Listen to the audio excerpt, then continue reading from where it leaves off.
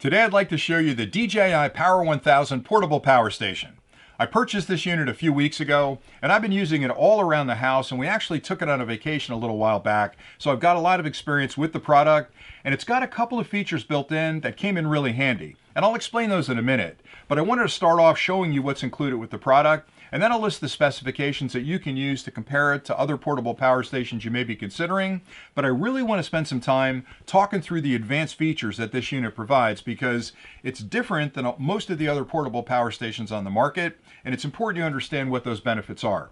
But let's get started with what's included with the kit. So when you open up the box, you'll find the Power 1000. Weighs about 29 pounds, so it's portable. It's got two really nice handles on the top. You can lift it in your car, lift it out of your car. It may be a little bit big if you're going, say, on a hike or something like that, but if you're heading out for a couple of days of camping or a long road trip, or if you have an RV, or if you're looking for a power source that you can use in your home, if you lose power during a storm, this is really great. Now, we had a power failure in the house, just as an aside, a week ago, and I quickly ran downstairs, got this, brought it up to the kitchen, plugged in the refrigerator, plugged in the coffee maker because I like coffee, and we were just fine until the power came back. We even had enough energy inside the unit to charge a phone, a tablet, and the kids' game console, so it really came in handy for that.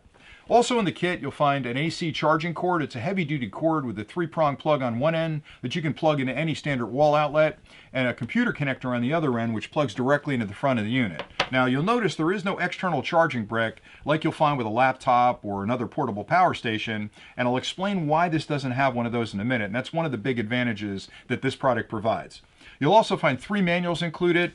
There's a quick start guide, a warranty guide, and a safety guide. And it's important you read through those because it's a really simple unit to use and it's very intuitive. But reading through the manuals, you may uncover features that you didn't know were in the unit that you can take advantage of. So always read through the manuals.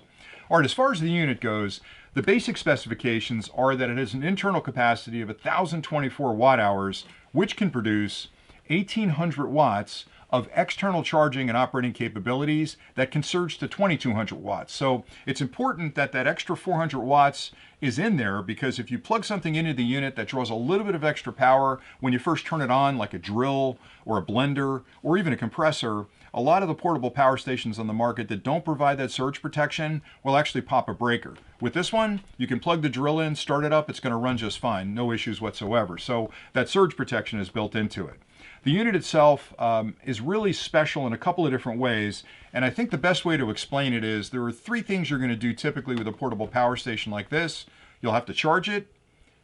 Once you charge it, what are you charging? What's that battery chemistry inside? Because that's a big difference between this one and a lot of others. And then once you've charged that internal battery, how do you deliver that charge to external devices when you're out there in the field? So let's start with the charging cycle first. I'd mentioned already that it comes with an AC cord. I also mentioned that it doesn't have a charging brick included, and that's really important because most of the portable power stations on the market use an external converter that changes the AC in your home to DC to charge those other portable power stations. And the challenge with that external brick is that it's incredibly inefficient. So you're going to waste a lot of energy in the conversion from AC to DC, but more importantly, it can't actually produce a lot of current to charge those portable power stations. So as a consequence of that, using an external brick may take 4 or 5 hours to charge a portable power station from somebody else that's the same capacity. So you're going to wait a long time to actually fully charge up the unit, and that's not a good thing, because if we're heading out on vacation and I forgot to charge it the night before and I plug it in that morning, everybody's waiting for me to get the portable power station charged before we can head out on the vacation.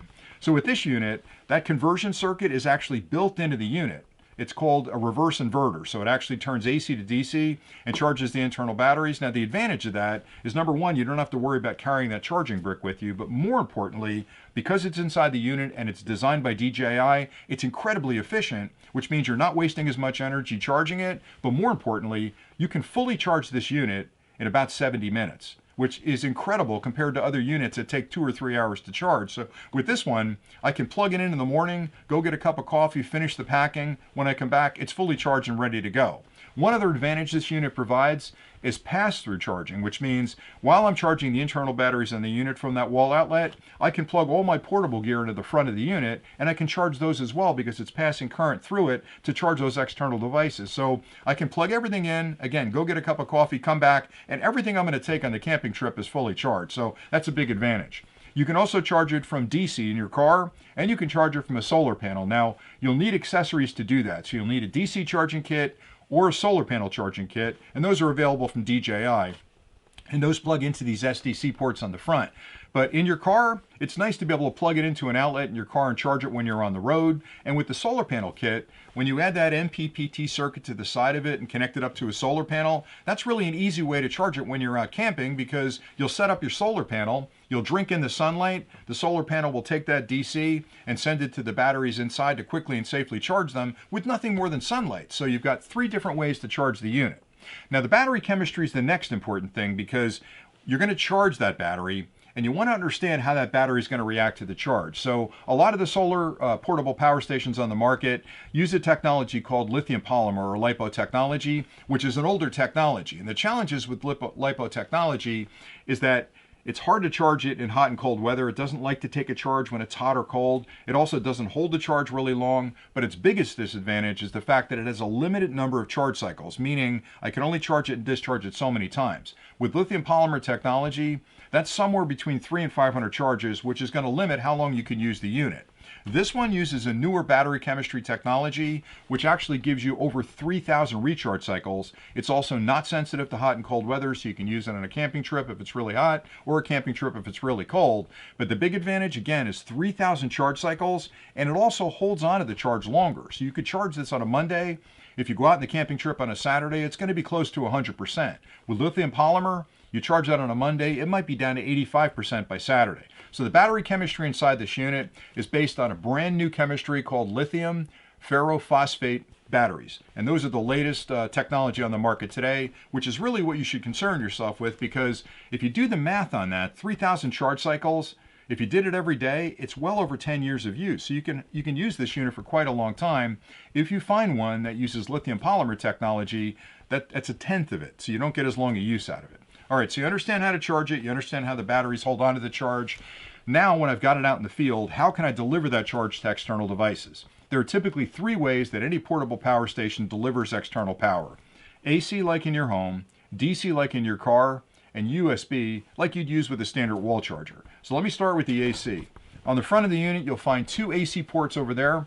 Both of those are 3-prong ports, which again is nice because if you're plugging something in with a 3-prong cord on it like this, you can plug it directly into the front. A lot of other portable power stations have 2-prong outlets, and that makes it difficult to plug in extension cords. So knowing I've got 3 prongs there is great.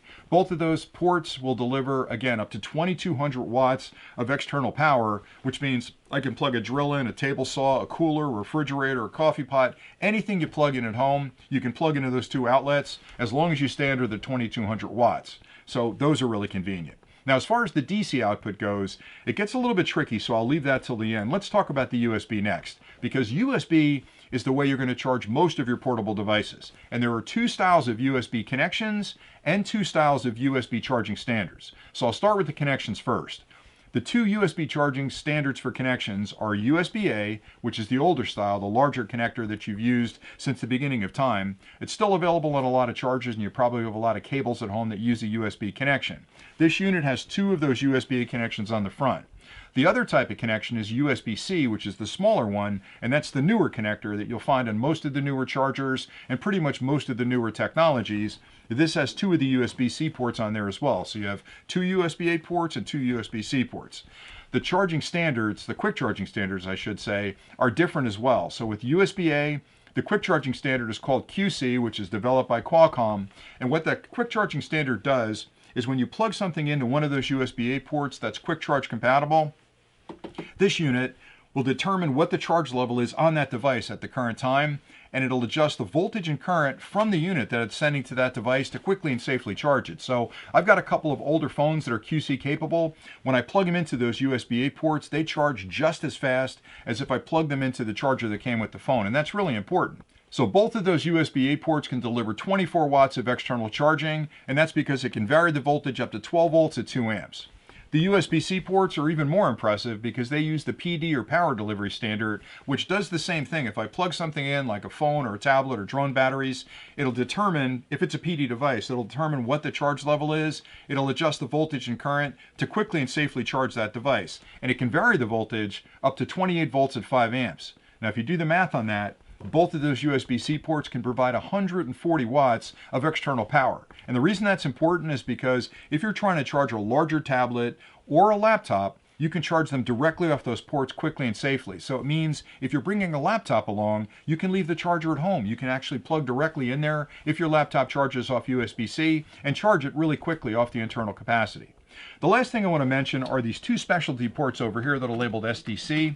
SDC stands for Software Defined Charging, and it's a bidirectional port, and it's unique. You won't find that on other portable power stations at present. That's a unique product, a unique feature of the DJI product, but those SDC ports are where the accessories plug in. So if you're flying a drone, let's say you're flying a Mavic 3, an Air 3, maybe an Inspire 3, or an MT30, there are connections like this that you can plug directly into those SDC ports, put your drone battery in here, and what it's doing is charging DC to DC to the drone battery, which greatly speeds up that charging process. So with a standard drone battery, I can fully charge that battery in about 35 minutes. Now think, if I'm flying my drone, I can fly my drone for 40 minutes, land it, pop the battery in here, pull the battery that's charged in the drone, put it back up in the air, and the battery is going to be charged before I run out of power in the one that I'm flying. So if you're a drone fan, you can quickly and safely charge your drone batteries. If you're using the Mavic 3, the Air 3, again, I'd mentioned the MT30 and the Inspire. Now, the nice thing about the SDC ports, again, is that they're custom ports that are intelligent,